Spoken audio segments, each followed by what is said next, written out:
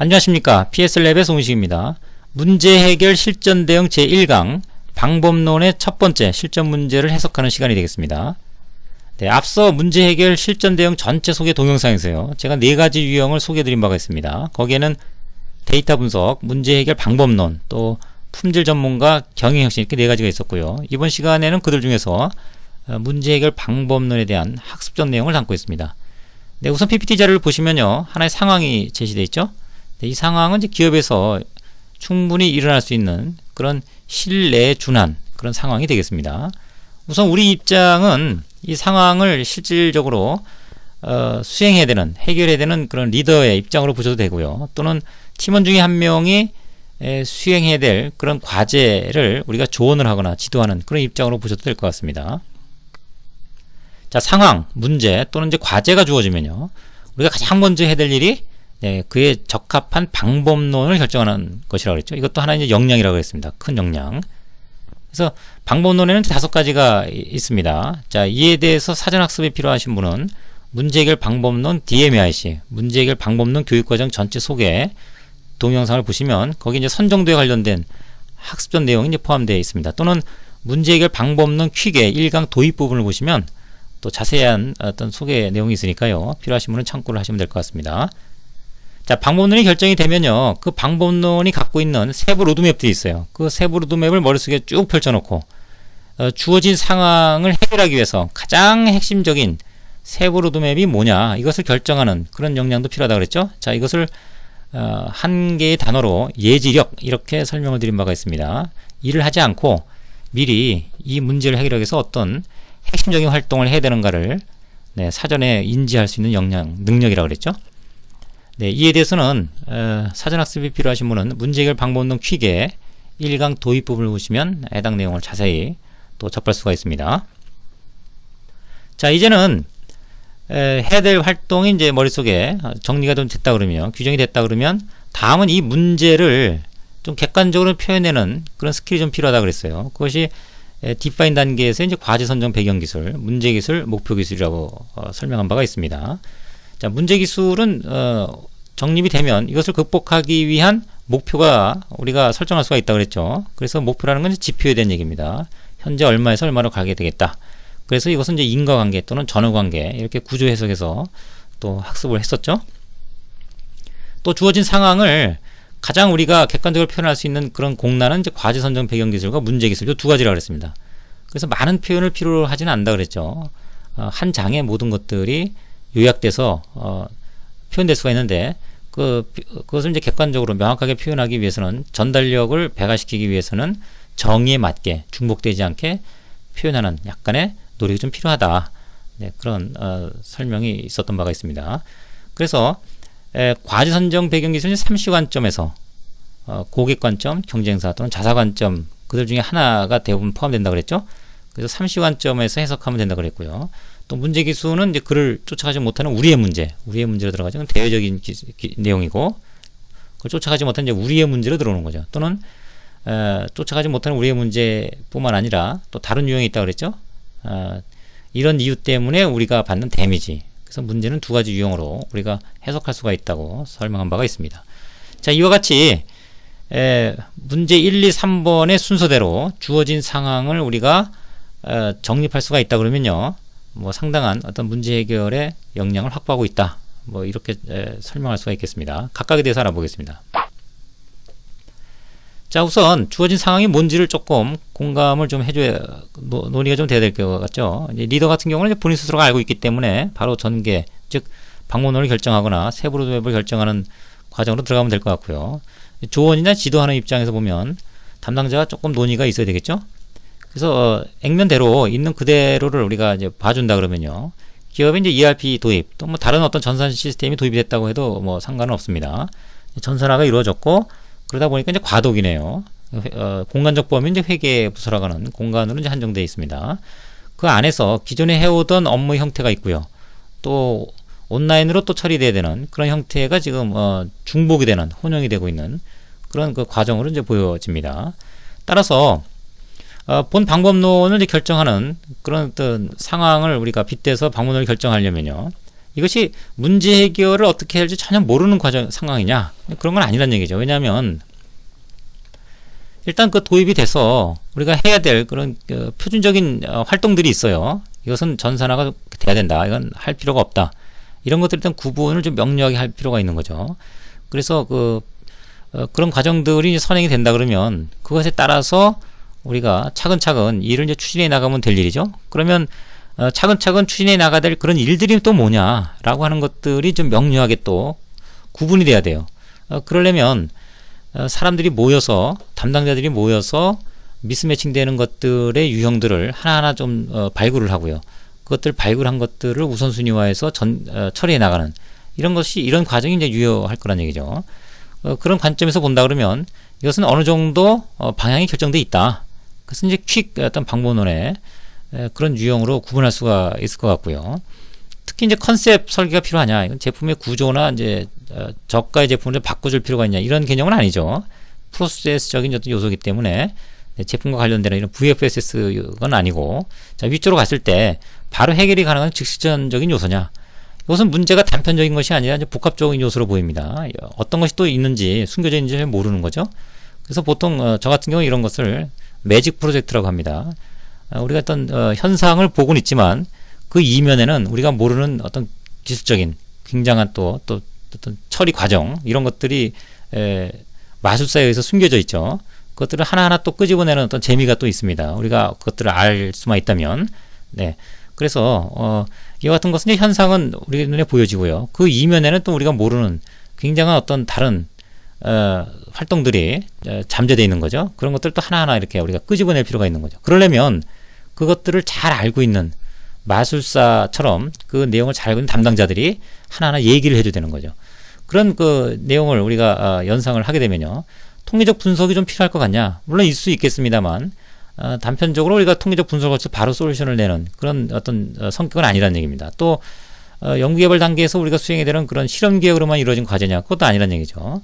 즉 담당자들이 모여서 해결할 수 있는 그런 유형이면서 통계적 분석은 좀 고민해야 되는, 당장 필요치 않을 것 같은 그런 유형의 과제이기 때문에 이것은 우리가 성격상으로는 DMWC가 적합하고요. 특히 이제 W 단계, 플랜드 체크 액트 단계의 과정을 거쳐서 해결책을 찾아야 되는 유형으로 이제 보여집니다. 따라서 이와 같은 유형의 문제들은 DMWC로 해결하는 것이 적합하다. 뭐 이렇게 결론 지을 수 있겠습니다. 자, 다음은 DMWC의 세부 로드맵, 방법론이 결정이 되면 머릿속에 그것을 펼쳐놓는다 그랬죠? 그래서 전체 이제 21개 세부 로드맵으로 구성되어 있습니다. 그러면 이 단계에서 본 주어진 상황의 가장 키가 되는 세부 로드맵이 무엇인가? 방금 앞에서 그 연상되는 그런 앞으로의 활동들을 우리가 쭉 논의 대상에 올려놓을 때요, 도대체 이것들이 어떤 그 미스매칭 되는 문제들이 포함되어 있느냐, 자, 이런 것들이 좀 명확하게 드러나야 됩니다. 그것들이 드러나면 그것들에 따라서 이후 활동이 결정될 수가 있죠.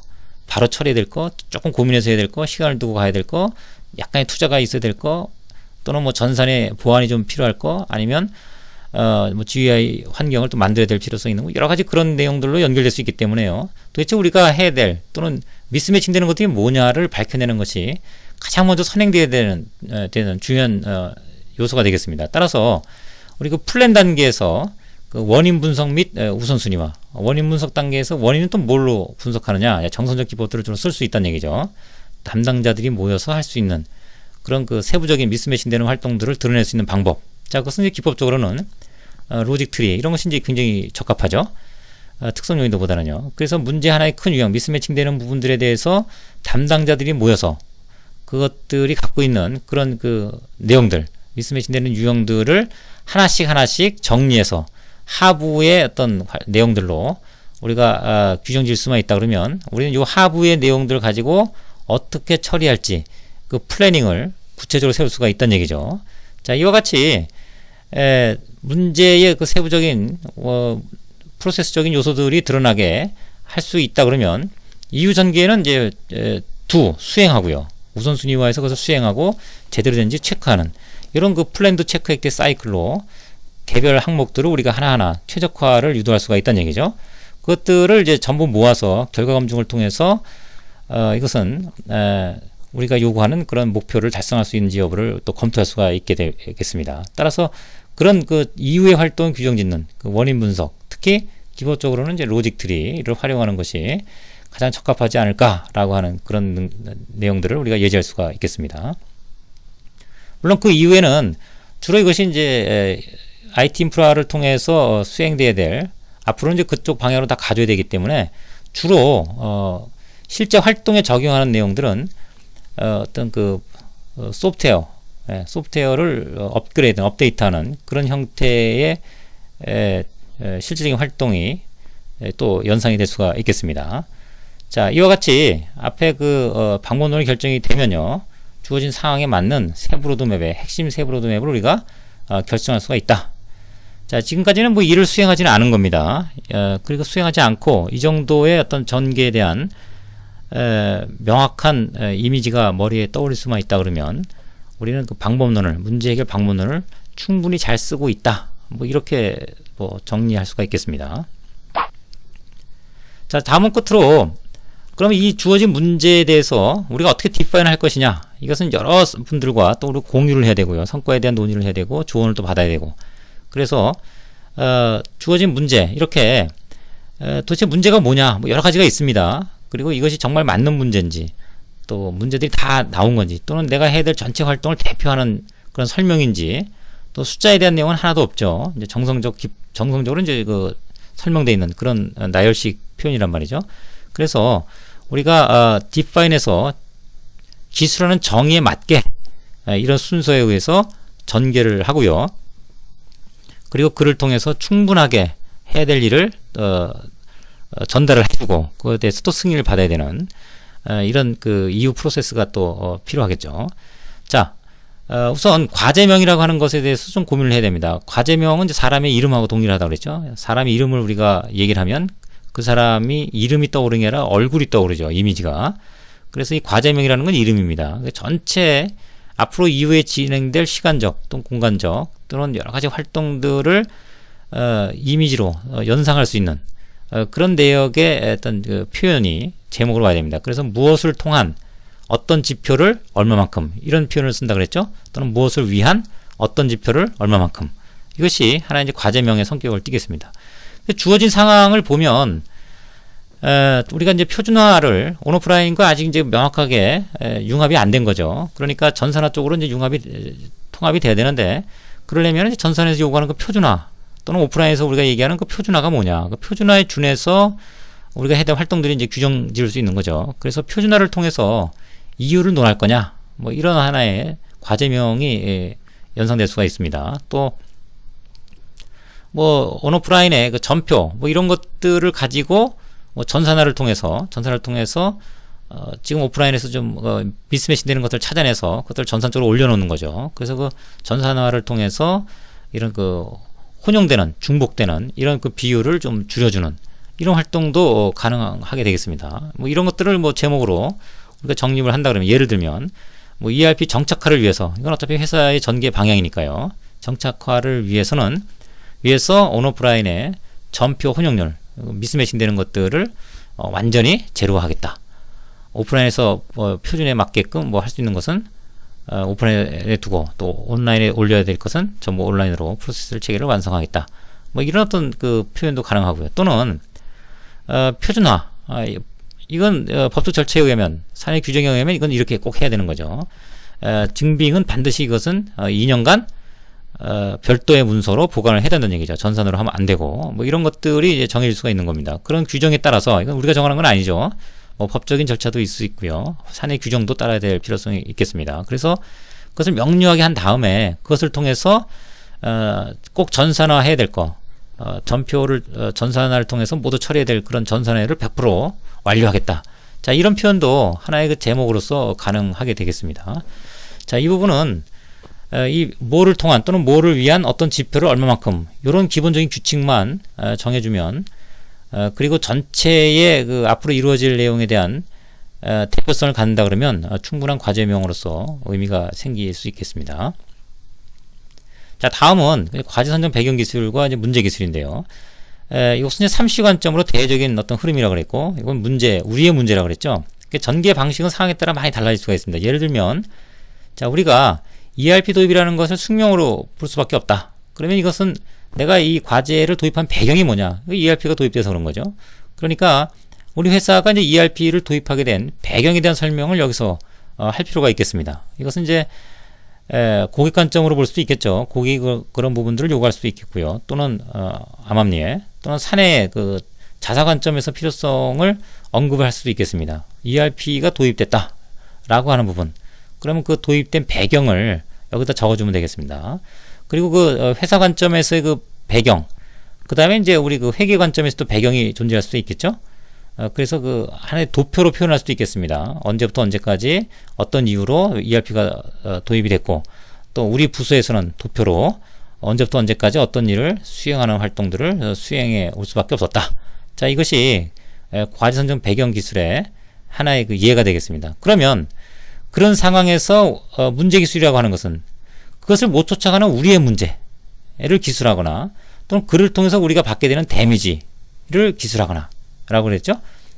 그러면 만약에 이런 그 ERP 정착화에 대한 이런 그 필요성에 의해서 우리가 쫓아가지 못하는 문제는 뭐냐, 뭐가 문제냐라고 하는 거죠. 이 전후관계와 인과관계라는 이런 그 스토리라인을 이해를 해 주셔야 됩니다.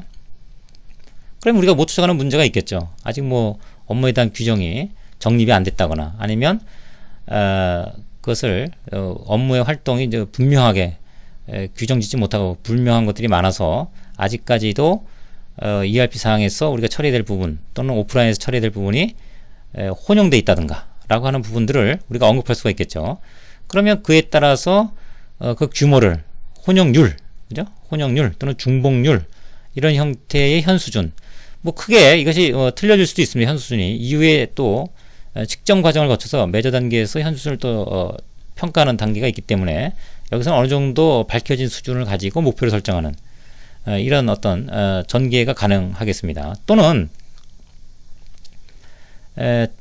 표준화를 통해서 만약에 진행이 된다는 얘기죠. 그러면 우리가 ERP 도입을 배경을 통해서 우리가 현재 그것들을 표준을 우리가 고려해야 될 항목들이 뭔지, 이런 내용들을 우리가 또 과선전 배경 기술에 언급할 수가 있습니다. 이러이러한 부분들은 꼭 지켜줘야 된다든가, 이러이러한 부분들은